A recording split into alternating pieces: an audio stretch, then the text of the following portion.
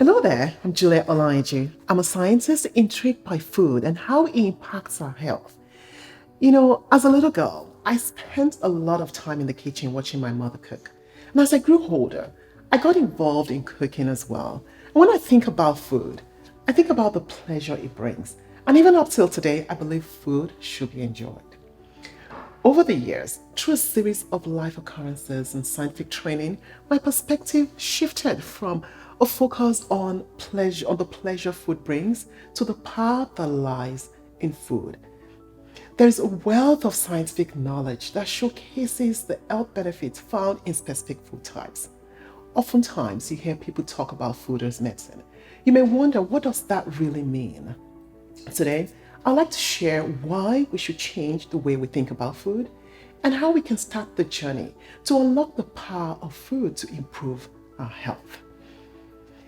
For a minute, close your eyes. Think about the best meal you've ever had. Imagine it on a table in front of you. Smell it. Draw it close to yourself. Now lift your fork. Pick some of the food. Smell it again. Move the food close to your mouth. Open your mouth and enjoy. Okay, open your eyes. How do you feel? Most likely you feel like stopping everything you're doing right now and going for that meal. Food is something we care deeply about. Not just because we need it to support our different biological processes essential for survival, but because we connect with food. We connect with people around food. If you want to spend time with someone, you probably invite them over for dinner or plan a dinner date. Or if you get a promotion at work, you probably plan a dinner party with friends and family. If you really want to enjoy your favorite sport, maybe the Super Bowl with friends, you plan a Super Bowl party. Food is essential and an integral part of our lives, something we eat so many times a day. This means every day you add something into your system, which may either be beneficial to your health or not. As I mentioned earlier, I've not always thought about food this way, but I remember taking care of someone who was so dear to me, who was on a special diet. I observed how quickly his body changed whenever he veered off his diet. My mind went to work thinking about how food interacts with our body on a molecular level. I'm trained as a geneticist, and I've spent many years in molecular research, thinking about micro and nano quantities that we use in experiments to measure changes in effect in our processes. This makes it easy for me to think about the volume of food we consume each day and the possible impact it will have on our body over time. The effect of our food choices is obvious around us. According to reports published by the Center for Disease Control and Prevention, 117 million Americans struggle with preventable chronic diseases that are related to poor eating patterns. 1 in 5 children is considered obese in the US. When you think about these numbers and the fact that the numbers we have today is 3 times the numbers we had 3 decades ago when most adults today were children, you realize that there is an undesirable trajectory that needs change. It calls for change. Change not because it costs taxpayers $147 billion every year in medical expenses, which is quite significant by the way, but also because of the pain that comes with it.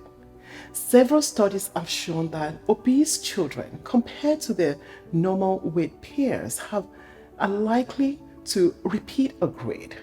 They struggle with the mental and psychological effect of their weight on them, and the family as well feel the pain. How can we change things and start enjoying the health benefit locked in food? Number 1 is education. Each of us needs to learn more about food, and it's important to our health so that when we think about food, we know why we make those choices. We make informed choices every single day. By learning about food, I'm not referring to a trending diet or style, but understanding the health benefit found in each food type.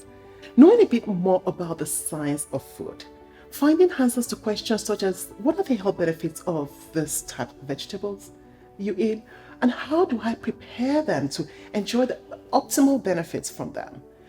I have one example I want to give, and that is isobutylates, which I've studied for several years. This compound has been shown to have many health benefits.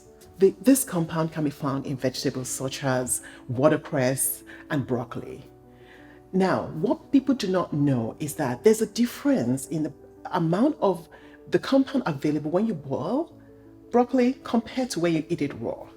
The amount of astaxanthin available varies significantly. Why? Because this compound is not found in the vegetable in the regular form. Rather, it's found in its precursor form. So when you chew the plant, you bruise the leaves. That precursor form is exposed to enzymes that helps the formation of the actual compound you're interested in. But what happens when you boil? The enzyme is denatured. Therefore, the reaction that should occur that it should catalyze cannot take place. Hence, the bioavailability of the compound you are interested in is significantly reduced. So you see, through education, you know better about the food you enjoy. Not just that, you know how best to prepare. Education is crucial, and it helps us make intelligent choices about food we eat every day. Changing the dynamics and the healthcare crisis that we face today as a result of our dietary patterns, we will have to do something different.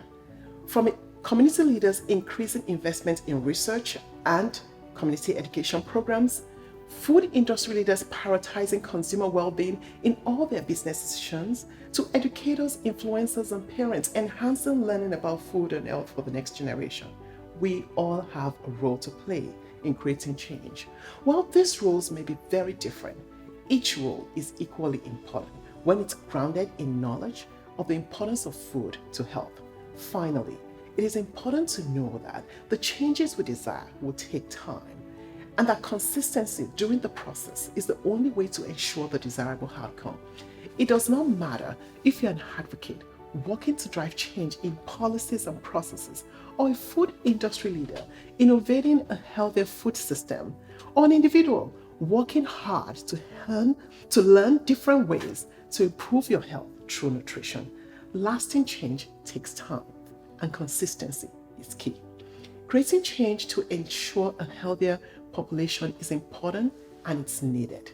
This can be found by taking a food-focused approach to health, educating our population about the importance of food to health, playing our own role, our different roles to drive change in the community, and finally, understanding that change takes time and consistency is key.